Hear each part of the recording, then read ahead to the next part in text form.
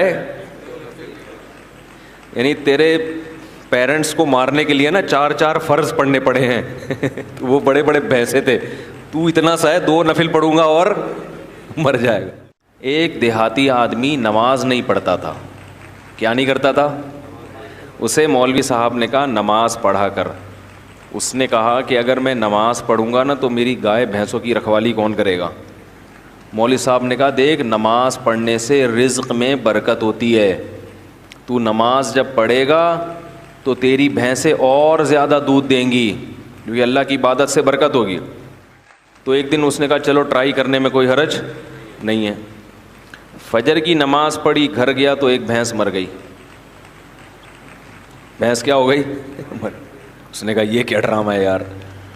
مولوی صاحب کے پاس آیا کہ آپ نے تو کہا تھا بھینسیں دودھ دیں گی، میری تو بھینس مر گئی۔ مولوی صاحب نے کہا اصل میں اللہ تمہارا امتحان لے رہا ہے کہ تم کتنے مضبوط ہو ایمان میں۔ تو 1-2 ہوگا پھر اس کے بعد ڈبل ہو جائے گا دودھ۔ اس نے کہا چلو ٹھیک ہے۔ ظہر میں آیا، گیا، دوسری مر گئی۔ پھر امام صاحب کے پاس آیا، امام صاحب نے کہا ابھی امتحان کی کچھ کڑیاں کیا ہیں، سخت کڑیاں ہیں اور یہ ابھی کچھ گھڑیاں باقی ہیں امتحان۔ پھر آ گیا، عصر پڑھنے گیا تو ایک اور بھینس مر گئی۔ تو ایک کٹا ہوتا ہے نا بھینس کے چھوٹے چھوٹے بچے، وہ بہت شور مچا رہا تھا، تو یہ اس کو کہتا ہے زیادہ شور نہیں مچا، تو خالی 2 نفل کی مار ہے۔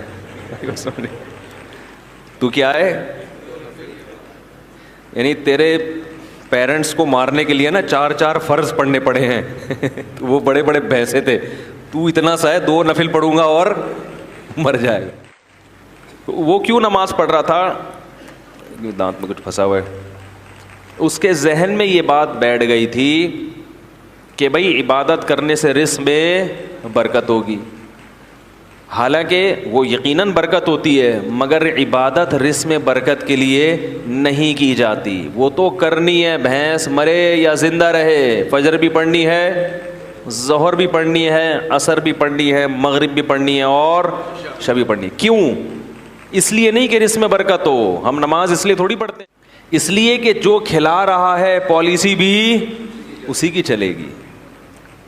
وہ جب کھلا رہا ہے اور نعمتیں دے رہا ہے تو جب عبادت کے لیے بلائے گا ہمیں اور آپ کو جانا پڑے گا، چاہے ہمارا فائدہ ہو یا ہم